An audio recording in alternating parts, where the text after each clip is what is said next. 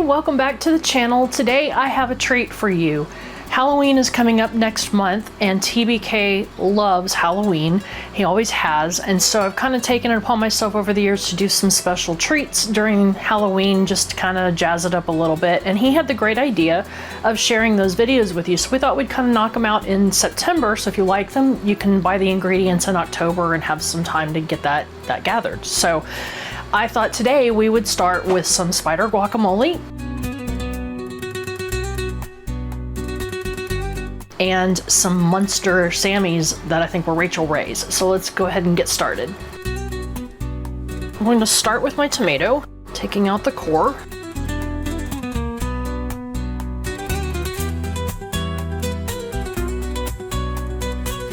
I'm going to use my serrated knife because it works really well on the tomato skin. I don't like huge chunks of tomato in mine. Oftentimes I will omit it if I just want a more creamy guacamole, but you can do a bigger chunk if you like. It's really your preference.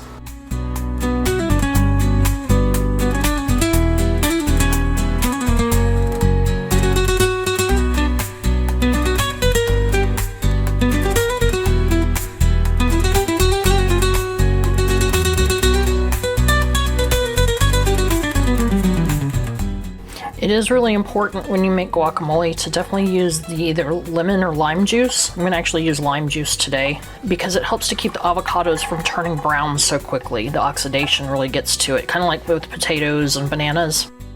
Avocados are the same way, so you want to use some lemon juice or lime juice, your preference, to keep it from doing that. Eventually it will still brown. It's still edible, it just doesn't look as appetizing.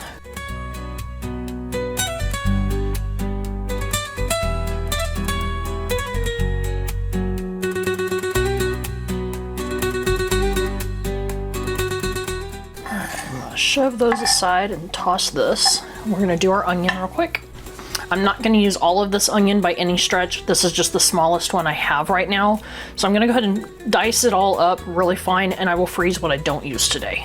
I do not like the crispiness of the onion and the smoothness of the avocado, so I usually put in onion powder personally, but I know it's traditional to do dices of onion in there, so I'm going to go ahead and do it for today. But you do what you like.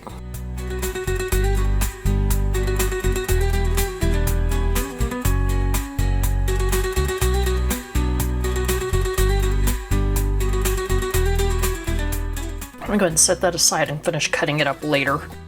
Then you can see how tiny those pieces got from doing it that way. And again, if you love the onion, feel free to do bigger chunks. I'm going to go ahead and stick about half of this in a freezer bag just to get it off of my workspace.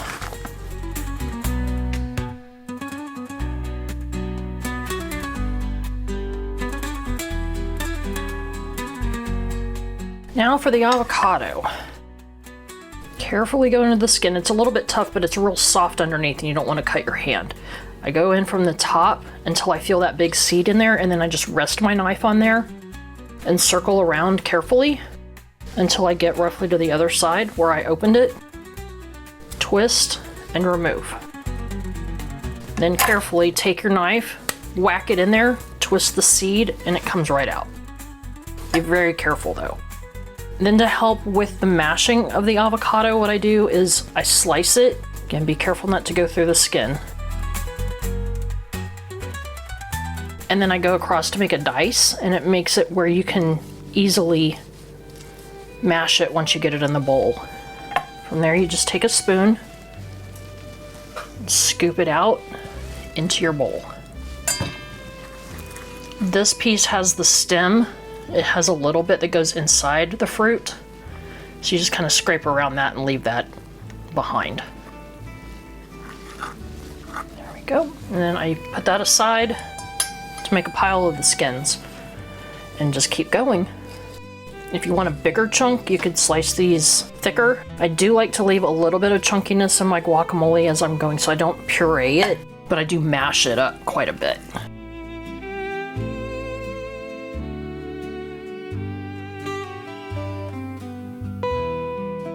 This calls for 2 tablespoons of the juice. I'm just going to do a generous splash.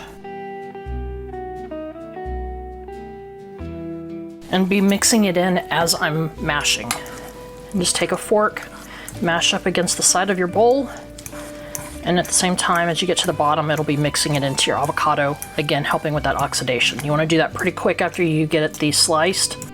So if you're doing a whole bunch of this for a big party or something, you might want to take that in batches, do a little bit, get the lemon juice, lime juice mixed in, and then continue to do more. But for here, you can see it looks just fine.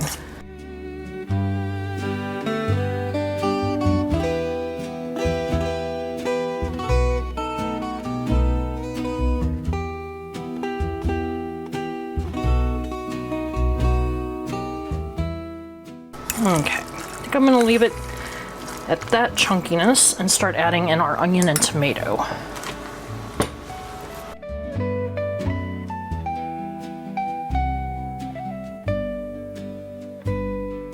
Now I'm gonna add in my spices. You don't have to add in the spices I am opting to today. I'm gonna just do roughly half a teaspoon of the chili powder. Cayenne goes a long way, and I'm using this as a substitute for the jalapenos. So just do a little bit of a dash, and it'll help give that heat that the peppers would bring. Now we're gonna mix that in. And you're just looking for everything to be well incorporated. It's best to have this in the refrigerator for a little bit so that all the flavors can meld together before you serve it, but you can absolutely eat it immediately. We usually do just because we can't wait. Scrape the bottom, make sure I got it all. All right, our guacamole is done. So now the fun part. What I'm gonna do is spoon it onto my serving platter here.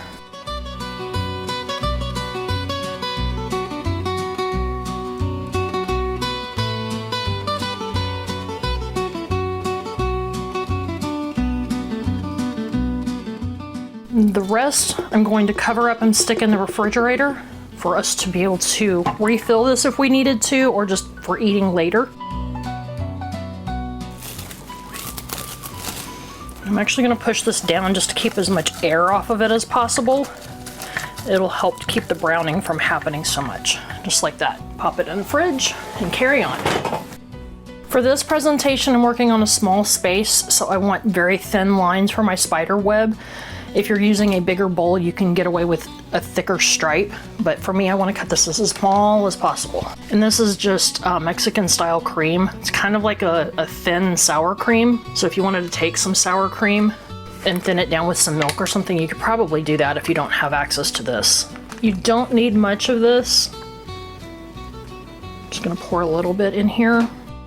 I'm just gonna cut a tiny bit of the corner off. Now I'm gonna get my cream over to that corner. Oy. You can see it's very thin, but I just make a spiral. That's all I need for this. And I'm gonna take my toothpick here and I'm gonna drag out from the center to make the spider web look. This is actually very thin. Usually it's a little bit thicker when I've used it before. Still gets you the idea though. We are not olive lovers in this household, so I usually omit this part, but it looks really cool on the guacamole for the spider. So I thought I would show you what it looks like. You cut them in half, and that's your spider's body. And then you take the other half, if I had just done one, and you're gonna cut legs. You don't have to get nitpicky on how many legs there are unless you want to.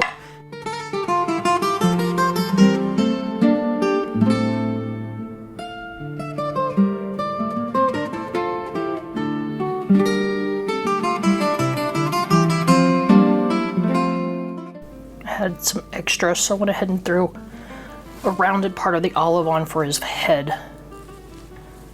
That looks pretty neat.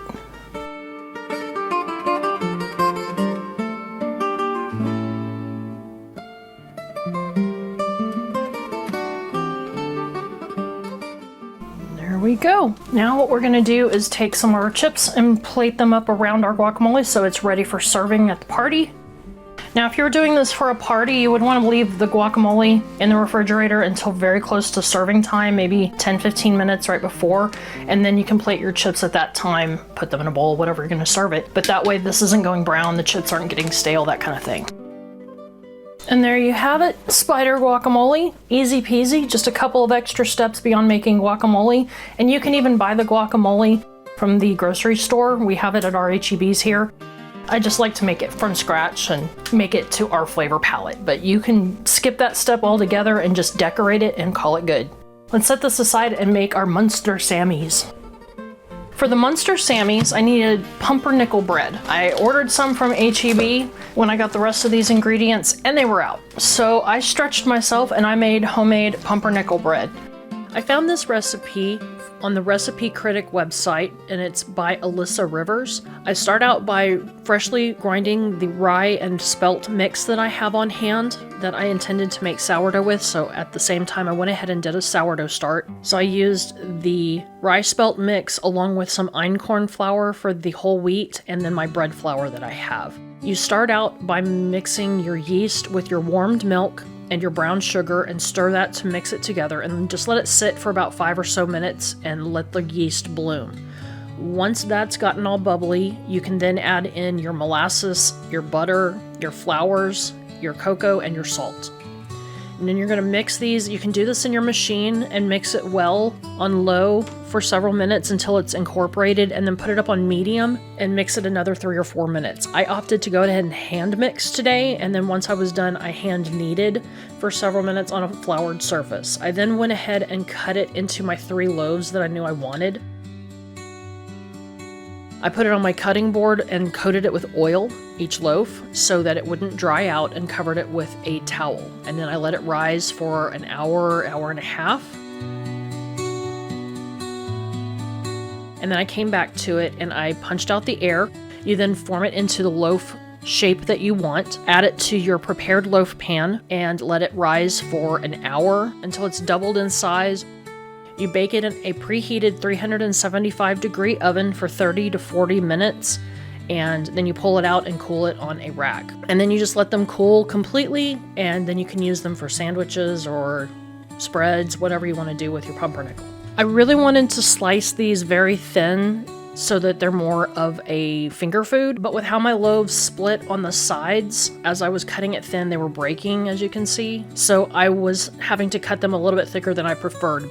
Feel free to slice yours as thick or thin as you prefer for your usage. This recipe is definitely one of those that is intended for children. It's really simple, but it's a neat little holiday theme that you can do. I made 3 loaves just so I'd have plenty, and some of the few pieces from a few days ago were drying out, so I gave those to Marie and her baby earlier today, and she seemed to really like it. Y'all seem to really be enjoying all those videos that TBK's been doing of Miss Daisy. We've loved her too. She is so sweet. Donnie and Marie make the sweetest babies. In fact, I'll probably give Marie these scraps later. I'll go ahead and give her that one too because it's pretty small. Now this is super simple. The recipe actually calls for apple jelly, cheddar cheese, and Muenster cheese. I'm gonna actually do some of my homemade pear butter as well on a few of them just to try it out, because I wanted to see what the flavor palette would be like on other jellies and jams. Since my slices are pretty narrow, I'm gonna go ahead and break these in half. I think that will work better.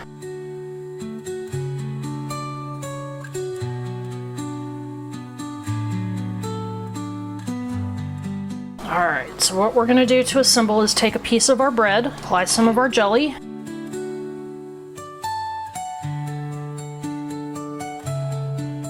take a slice of our cheeses, each flavor, and another piece of bread.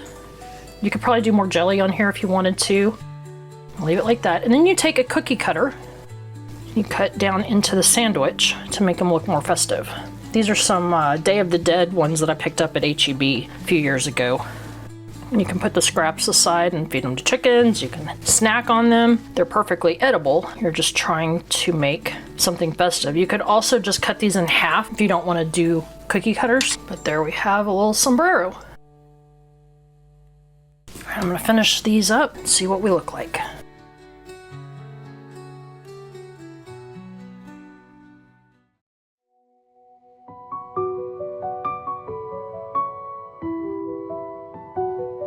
The wind moves softly like a gentle sigh through whispers hidden where the trees lie.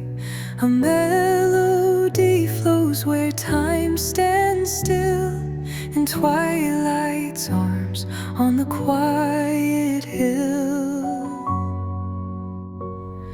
Breathe with the earth, let the moment freeze. Echoes unfold in the dancing breeze. Close your eyes, feel the world so wide. The rhythm of life in the air collides alive. And there we have it. Our Sammies are all done and ready to be enjoyed in a party or just for fun celebration at home. They were so fun and festive. I definitely wanted to make sure to share them as one of our recipes. Thanks so much for joining me in the kitchen today. I hope you enjoyed making these fun and easy recipes and that they have inspired you to make the same for your friends and family to enjoy the holidays. Have a blessed day.